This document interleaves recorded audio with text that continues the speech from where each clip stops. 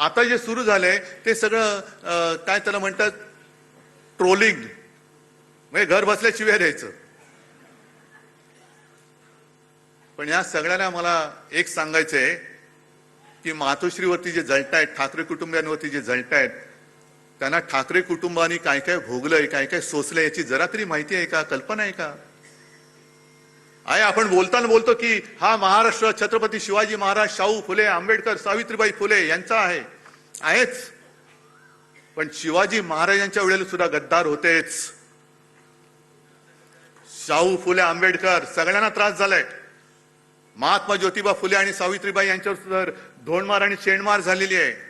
आज आपण त्यांना दैवत मानतो, पण प्रत्यक्ष होते त्यावेळी त्यांच्यावरती शेणमार झालेली आहे. शाहू महाराजांना सुद्धा त्याचा सामना करावा लागलेला आहे, त्यांची सुद्धा बदनामी झालेली आहे. कशाला माझ्या आजोबांना प्रबोधनकार ठाकरे जे सांगतात ना, प्रबोधनकारांचा वारसा घेऊन पुढे जा, पण प्रबोधनकारांना सुद्धा काय काय भोगावं लागलंय का? तर कर्मठ आणि बामणी वृत्ती, ज्या जुन्या वाईट रूढी परंपरा होत्या त्या तोडून मोडून टाकल्या पाहिजेत, याच्यासाठी प्रबोधनकार उभे राहिले होते. घराचा पत्ता नाही, कुटुंब घेऊन महाराष्ट्रभर फिरले.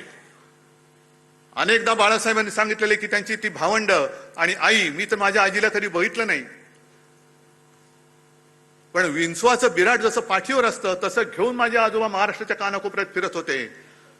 एखाद्या गावी गेल्यानंतर कुठे आसरा मिळाला तर आजीला सांगायचं की ठीक आहे चल बघ, आणि आजी माझी सगळं काही भांडी कुंडी जी काही 2-4 असतील ती काढून काय संसार थाटायचा प्रयत्न करायची. तेवढ्यात आजोबा गावातनं फेरी मारून यायची आणि सांगायची नाही जमत, चला निघायचं आपल्याला, चालले दुसऱ्या गावामध्ये.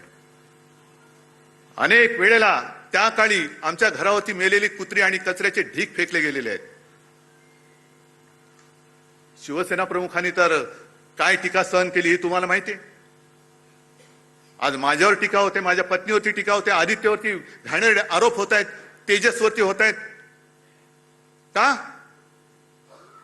तर एका क्षणी ज्या वेळेला भाजपने दगा दिला तेव्हा मला जबाबदारी स्वीकारावी लागली मुख्यमंत्री पदाची, म्हणून हा जळफळाट झाला. तुम्ही नाही, तुम्ही मातोश्रीने फक्त वाढायचं काम करायचं, जेवायचं काम ते करणार.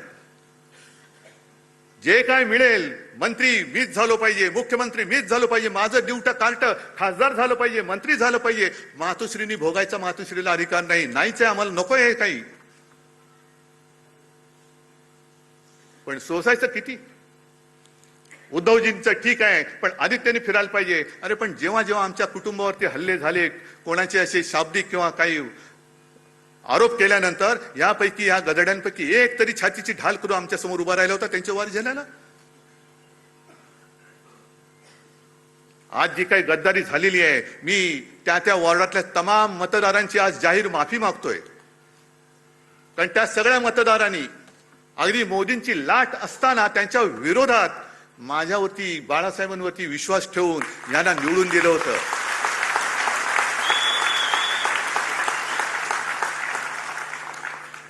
जे आम्हाला डिवचलं जात होतं की तुमचे मोदींच्या चेहऱ्यावरती खासदार निवडून आलेत, मोदींचा चेहरा न वापरता आपल्या शिवसेनेचे 9 खासदार डौलाने निवडून आले होते. काही थोडक्यात गेले. एक तरी इथली तर सीट चोरलीच. कुठे होते मोदी? आणि त्याच्यानंतर म्हणजे तेव्हा भाजपचे 20 पेक्षा जास्त खासदार ते पण 9 झाले. आणि आज परत फोडाफोडी कशासाठी फोडताय? काय मिळवायचंय काय तुम्हाला?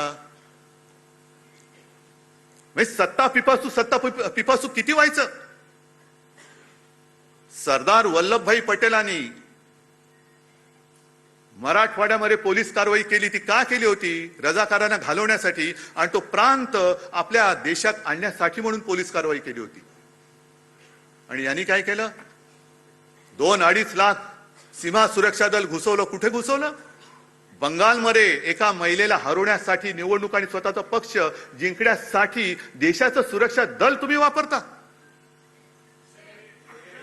कोणालाच काय वाटत नाही. ममता बघा कशा लढतायत. काय होतंय? हारल्यानंतर किती देशामध्ये प्रतिक्रिया उमटली.